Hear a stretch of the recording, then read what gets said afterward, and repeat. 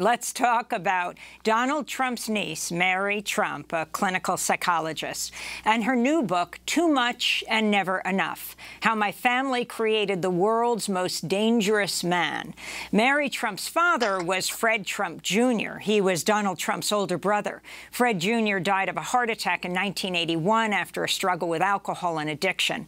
Mary Trump wrote that after Donald Trump's inauguration, quote, "The smallest thing, seeing Donald's face or hearing my own name, both of which happened dozens of times a day, took me back to the time when my father had withered and died beneath the cruelty and contempt of my grandfather. I'd lost him when he was only 42 and I was 16. The horror of Donald's cruelty was being magnified by the fact that his acts were now official U.S. policy affecting millions of people," she wrote. Donald Trump's younger brother, Robert, is seeking to block the sale of the book, saying it violates a confidentiality agreement. However, the publisher, Simon Schuster, told a court Thursday that 600,000 copies of the book have already been distributed ahead of its July 14th publishing date. A court ruling is expected any day now, and though the book is out, Mary Trump has been enjoined from speaking. So talk about, since you've written 2 books on Donald Trump and written about some of what she writes about in this book, the significance of this book. Well, we've broadly known that the house Donald Trump grew up in was a house of absolute horrors. His father was a monster. He's a very, very competent businessman, but he was corrupt. His business partner was a front for the Genovese and Gambino crime families. But what Mary brings to this book is an insider's knowledge combined with her PhD in clinical psychology. So she's able to tell anecdotes we have never heard before. There's lots of new information like that. She's able to connect the nature of this house and what went on. I mean, on the night that her father had his heart attack and was taken from the Trump father, Fred Trump, and Mary Trump's mansion to the hospital, the parents just sat in the living room and did nothing. And Donald and his sister Elizabeth went to the movies. What kind of people do that?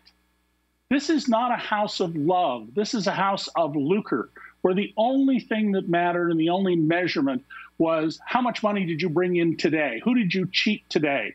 It didn't matter if you lie, cheat, and steal, so long as you got the money. That made you a winner.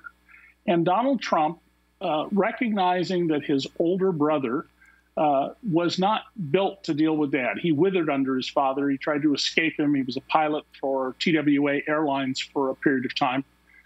Saw opportunity, and he then shaped himself to be what his father wanted, to be the magnification of his father.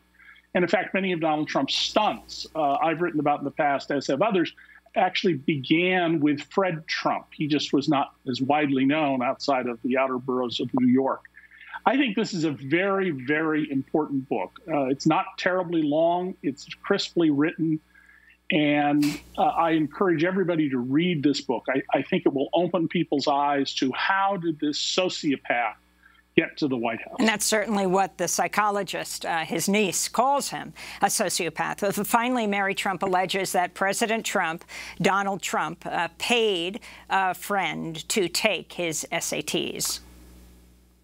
Well, at the time that you and I would have taken our SATs, it was easy to hire someone to cheat for you. Today, they have photo IDs and proctors, and they check all these things. But, I mean, it was not unheard of during the 60s for rich boys to hire other, or maybe rich girls, to hire other people to take their tests.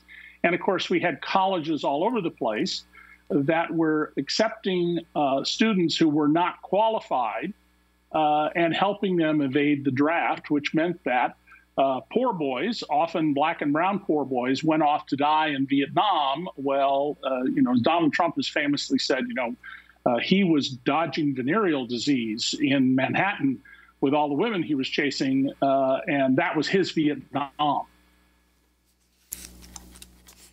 David Cay Johnston, I want to thank you very much for being with us, and we'll continue to cover these stories. Pulitzer Prize-winning investigative reporter previously with the New York Times, now with DCReport.org. He has written 2 books on Donald Trump. When we come back, we look at another major Supreme Court decision, delivering a major victory for indigenous sovereignty in Oklahoma. Stay with us.